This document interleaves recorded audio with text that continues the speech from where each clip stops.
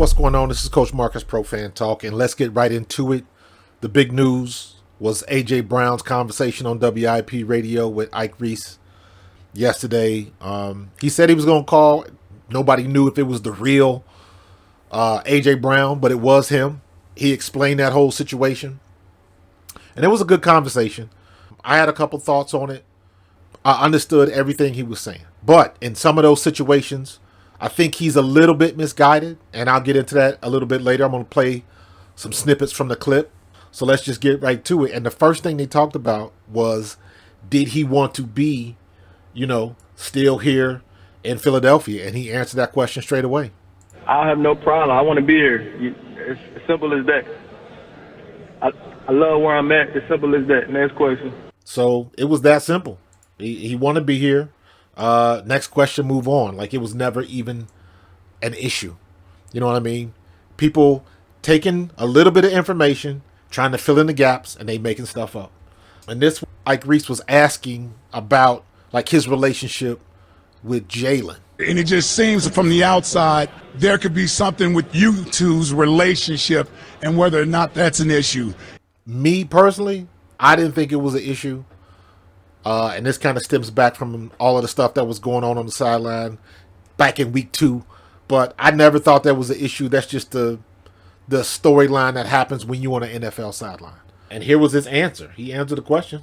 I think that's total BS. I'm not going to get into me and his relationship on the air, but it's total BS. It wasn't a problem Facts. when I was on my 6 game streak. And he made that point a few times. Like, everybody got mad and everybody had something to say when things weren't going great. But nobody had anything to say when we were on that, that streak in the beginning when we go on to 10-1. So I definitely understand that. You dance with the one that brought you. If he was doing things to get you to that point, why would all of a sudden Jalen Hurts is not going to change up? You know what I mean? So again, the media, content creators, you're always looking for something. There's got to be a reason. And sometimes the simplest answer is the right answer. You don't have to look any deeper than that. And I think the problem is sometimes when sports radio, content creators are looking for an answer to a question, if that answer is not spicy enough, you got to throw in a little extra on it. And I think that's where things get out of whack. Sometimes if the answer is one, let the answer be one. You don't have to make it a big deal. Because of the way the social media platform exists and has evolved, you got to get the big splash. You got to watch the train wreck. And that causes a problem. Now, here's where A.J. Brown kind of flips it, and he has a question for Ike. No, listen. I got a couple questions for you guys, though. For sure. You guys supposed to be supporting Philly, but it don't turn out to be that. You know what I'm saying? Like, why make up so many rumors? By him asking that question, this is what I took from it. He had gotten a little comfortable with the media layout in Tennessee. Anybody will tell you. The Philadelphia market, the New York market, that's a whole different ballgame. They're not like they are in Miami. They're not like they are in Texas or on the West Coast.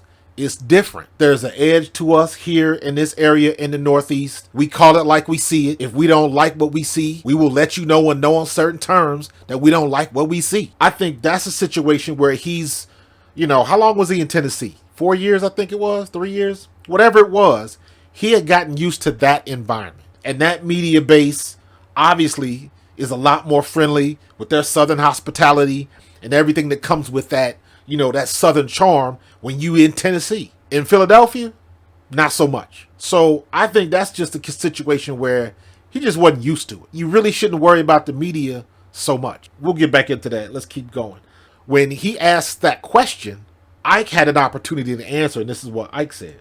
For me, I know I'm a former player with the Eagles, and that's one thing I don't do is make up anything about any player. Now, we may react to things that are being reported and come up with our own opinion about things. Right. As a former player, you got that perspective. I feel the same way. You see things, and a lot of times for former players that are in the content creation and media business, a lot of times we can see some things. And a lot of times you might immediately see it one way or another. Ike's situation is different because he's kind of got to play the game because he's on a radio station. He's got bosses. There is a narration that he's trying to put out. He's still trying to tell the truth. He's still trying to be genuine. I mean, let's be real. Ike is one of the better ones on the radio right now. But I can understand you got to get into some grimy topics sometimes because that's what the fan want. It's all, if you're on a call-in show, you got to answer the questions that the people call in and ask about. It's not necessarily just your agenda. So you do have to cater to the fans because that's their business model. Us on YouTube, content creators, we're a little bit different. We're not held to that same standard. I work for me, so I don't have to worry about executives in suits looking over my shoulder, wondering what I'm going to say. So I understand where Ike has to play kind of both ends to the middle sometimes, depending on what the question is, what they're talking about, and things of that nature. And people will be asking questions, and people get comfortable with Ike Reese, and they want to talk to him like he never played. And it's like, don't forget, the dude knows what he's talking about. So sometimes it can fall back on the fans because they get a little bit too comfortable, or they just think they know every damn thing because they was in somebody's barbershop talking for a couple hours. AJ brought up a point, I believe it was made by Spike Eskin. He must have said something, how the media plays into the success of some athletes. Here's how he responded. I quoted a video yesterday with whatever some guy was talking about. Philly media is the reason why I get paid to do this, and then I get cars and nice houses and all that. Like, that's BS. Like, come on. That was straight BS. This the one that AJ is talking about. Basically, he was talking generalizing, and I think Ike pretty much explained that. Because I think one of the issues that AJ has, whether he realizes it or not, and this is just my opinion, he's lumping all the media outlets under Philly. So Philly represents the media, period. Not Philadelphia media, the media. And a lot of these stories that we're going on about, the Craig Carlton situation, I don't know where he is, but he's not in Philadelphia. Now, the one thing he may have had an issue with was what the stuff that D Gunn put out in his tweets. I don't know if that's true or not. I don't. But the one thing that I've always said is, unless somebody can verify that they're getting it from another player, I don't believe none of that. It is either a scheduled leak by a team or they are guessing. Unless you talk to a player and get the right, what he said, get the right context, who he said it to, when he said it, all of that kind of stuff, you are just guessing. You can't say some of the stuff that people have said in the media, and it can't be because you got it from a man sitting next to the man sitting next to the man. You got to get it from the source, or it's got to come with a little bit of BS. Period. But most of it is usually painting a situation, a player, or a coach in a bad light. And honestly, AJ has nothing to do with that. I hate when they say that's not the way it should be. That's their business model. That's what radio stations do. That's what sports talk radio does. That's how they make their money. And now they got to compete with the online component, YouTube, Twitter, Twitch, streaming, all of that kind of stuff. So they got to step up their game. And like I said before, it seems like everybody wants to watch the train wreck. They want to take the most salacious and outlandish and crazy stuff. Shannon Sharp did the thing with Cat Williams, and that launched a whole, somebody said Shannon Sharp is the new Wendy Williams. And I was like, that's kind of harsh. But when you think about it, now every week somebody's trying to create some drama with Shannon Sharp because everybody's watching Shannon Sharp. So it to me, the logic is, I'm going to get on Shannon Sharp and I'm going to get on that show one way or another. Look at the situation that just happened with Mike Epps. They was beefing. Then they called each other. Next thing you know, Mike Epps is going to be on the show. So that's a win for both of them. Mike Epps knows his ticket sales are going to go up. They're not stupid. Now, this clip right here, I forget what the guy's name is that was with Ike.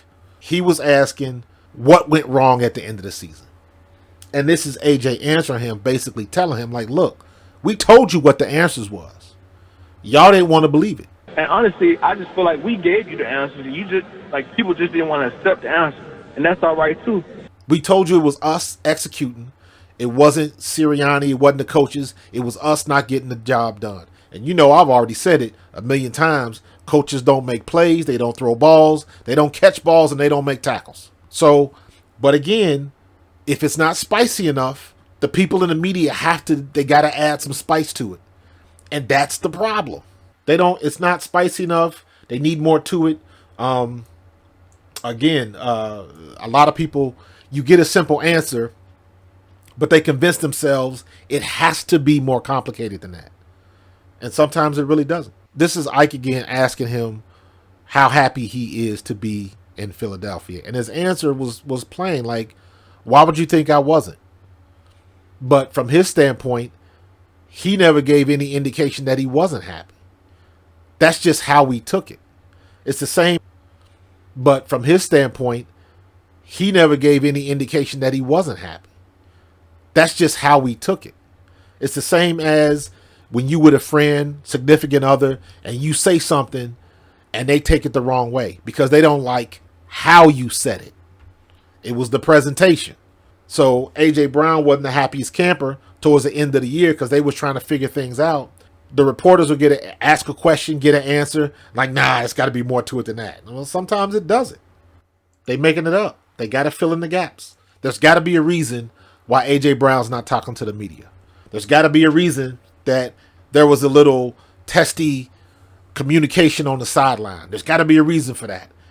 It's got to be deep. It's got to be split in the locker room. No, it doesn't.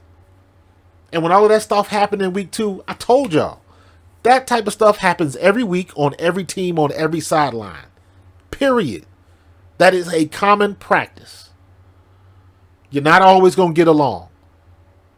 Sometimes one person does a wrong thing and somebody will come over there and jump down your throat. But it's not like it's breaking the fabric of a team. Again, media got to run with that and just, they got to try to add something to it. And it doesn't belong.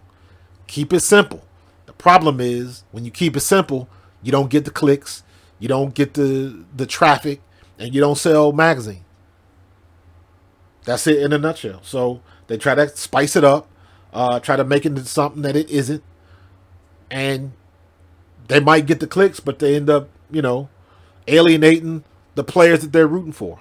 This is basically answering, like, he didn't talk to the media, so that's why people thought. Well, I mean, you didn't talk to the media for a little bit there, and I mean, you wonder why. You see what the media is doing right now.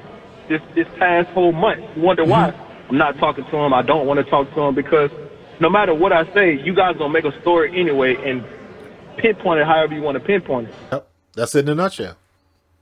Whenever an athlete, especially when you in a losing streak, whenever you shove a microphone in somebody's face and you don't like the answer that they're giving, they're either not being truthful with you or there has to be something else to the story. And because you, as a news reporter, have to fill in the gaps, you fill in the gaps. You make up stuff. And you come up with some outlandish stuff. And it just, you sending a snowball down the hill, it just gets bigger and bigger. And in this day and age, when I played, you could avoid all of that. Or at least you could ignore it. It was a lot easier to ignore. Now you can't. The noise is so loud with social media and things of that nature. The way information travels, it's instant. So you do have to deal with it. Now, I still don't think that you don't need to have players dealing with it in a locker room at halftime and craziness like that. But you can't avoid this onslaught of information anymore. Now, like one of the things, some of these, I heard the comments from Peter King today. And the first thing I thought of was, and Peter King is respected and all of that, but some of the stuff people say, it comes, in my opinion, it comes from an archaic point of view. Like an old school point of view. And you got to remember, like a lot of these guys, 20, 30, 40 years in the game. 40 years being a reporter or a journalist covering the NFL. So they've seen it all. And now they got to share the stage with somebody that never went to school for journalism, nothing like that. Some kid decided to pick up a computer, read up and study stats and analytics so they know the X's and O's and the numbers of the game just as good as a 30-year vet. So they can talk that talk and be on even keel. And because social media lets you put that information out sometimes faster than they do on TV, now they've leveled the playing field. And some of these OGs in the game, they don't like that. So they come from, they're obviously going to come from their perspective, but sometimes their perspective seems very out of date and old. When A.J. Brown was going on his silence strike, he didn't want to talk to the media, and it was only for a couple of days. People lost their mind. Everybody had an idea or a theory on what was going on in the locker room. It was a schism, and it was splitting the locker room. And I'm like, when people say something like that will split a locker room, y'all don't know what you're talking about. You've never seen something like that happen before. The only frame of reference you have in this city is what happened with Terrell Owens. And I believe AJ mentioned that in an interview. It was like, why you comparing me to him? We are nothing alike. And I agree. Talent-wise, maybe. Personality, not even close. T.O. was a good teammate. If he liked you. If you were on his side. If you weren't, you didn't know what was going to happen. He was unpredictable. And A.J. Brown is not like that. This is a guy with Ike asking about Jalen Hurts. I think this was, about his personality and can they get him to change and do this and do that. And this was A.J. Brown's answer to that. There's been a lot of reports about people within the Eagles thinking that Jalen needs to be more vocal as a leader on this team. Do you agree with that, or is that something that you don't think is needed? This story just picked up legs recently. They had mentioned it towards the end of the year. If you remember during the season when everything came out about what Britton Covey said, then Britton Covey came out the next day with a tweet saying that was untrue. Somebody had written a long story about Jalen Hurts and how he is in the locker room and unapproachable and making up all of this stuff. And if it wasn't for Britton Covey coming out, putting his name on the story, everybody would still probably be thinking the same thing. Listen, Jalen is himself. I don't agree or disagree. He's going to be himself, and I'm not the person to try to change him to be something that he's not or whatever the case may be. But when things were going really good, you didn't hear those reports. When everything was good, that was the same Jalen, same stoic quarterback, keeping the main thing. I had a purpose before you had an opinion. That's what he said. All of that kind of stuff like that. Jalen's been the same. He has been consistent throughout his career here with the Eagles. Ups and downs, everything. He doesn't really show too much emotion. That's the type of dude he is. Don't change it. Don't ask him to be something he's not. Don't ask him to step out of his character. Let him stay true to himself. He is what he is. He's not going to be that rah-rah guy. The only thing I need him to be is that good QB1 on Sundays at the link. Comes out, he says his speech, everybody gets hyped up. He doesn't have to give that type of aura every day. He's not that type of dude. And let me be honest with you, some people who are like that, they get on your nerves. That gets on your nerves when somebody's always happy. It gets on your nerves when somebody's always complaining. So there's a balance with people, and some people are quiet and measured and stay to themselves, and that is perfectly fine. Usually when you come across people like that, the people that get mad at folks like that are quiet are the people that want to corrupt them. And when I say that, I mean, if you are quiet, if you don't really get into trouble, there's always somebody in high school or when you was in college that wanted to take you out to the bars and get you drunk, that wanted you to try some stuff that you didn't want to do. They want to corrupt you and bring you in the circle. But if that's not his personality, that's not his personality. Personalities like Fletcher Cox, Slay, BG, those are the guys that'll take you to the bar and buy you drinks. Jalen Hurts is the guy that'll make sure you get home safe. That's the type of personality he has. You need a mix of good personalities on your team. This is Ike wrapping it up. Ask him one final time if he had anything else to get off his chest. Nah, I don't got nothing to get out of my chest, man. I just want to let Philly know I love them. And everybody who's making those rumors, hey, man, you need to find another job, man. Yeah, that was it, man. It was much longer. It was about almost a 20-minute interview. But good stuff on both sides. Ike asked some good questions. A.J. Brown, he made his point, and he said he going to move on. The problem is, will the media let him move on? Appreciate you listening. Good interview. You can listen to it in its entirety and form your own conclusion. Appreciate you guys watching. Don't forget that subscribe button and click on that notification bell, and I'm going to see you guys in the next play. Peace.